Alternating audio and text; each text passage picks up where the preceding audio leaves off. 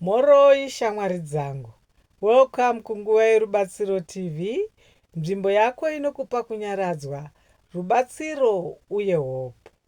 Nhasi tichataura nezvekusarudza nzira yakarurama muupenyu uye nzira dzinokubatsira kuwana direction yakajeka.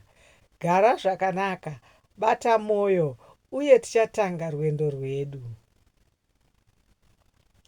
Shamwari dzangu, dzimwe nguva upenyu hunotipa nzira dzakawanda zvekuti unopedzisira warasika. Unonzwa sekuti kana ukasarudza zvisiri izvo unogona kukanganisika ramangwana rako. Nhasi tichadzidza nzira 5 dzinokubatsira kusarudza nzira yakarurama. Teerera zviri mukati memwoyo wako. Dzimwe nguva kusarudza nzira kunotanga nekuzorora wobva wateerera zviri mukati. Kana mwoyo wako uchingoramba uchikukurudzira kune chimwe chinhu, pane chikonzero chikuru. Kubatsira unotanga kunzwa clarity uye kudzikama pamusoro pezvauri kuda. Nyora zvaunoda and zvausingadi. Nyora pasi zvinhu zvinokufadza uye zvausingade muupenyu. Kana ukaona zviri pamapepa, zviri nyore kuona kuti ndeipi nzira inokukodzera. Kubatsira unoparadzira pfungwa, unorega kusangana nemiromo yemusoro. Tsvaga ruzivo and mazano.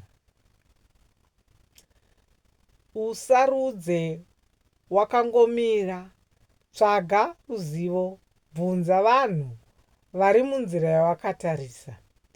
Zivo inokupa simba rekusarudza zvakadzama. Unodzivirira kukanganisa kunobva mukufungidzira pasina data. Edza zvinhu zvidiki usati wazvipira kuzvikuru. Usati wazosarudza nzira huru, tanga wangoedza zvishoma.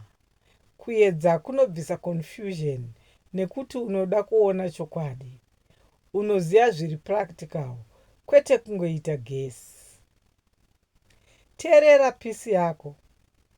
Nzira yakarurama inowanzouya rugare mumwoyo.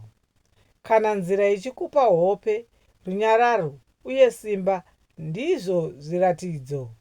Unoenda mberi une chivimbo.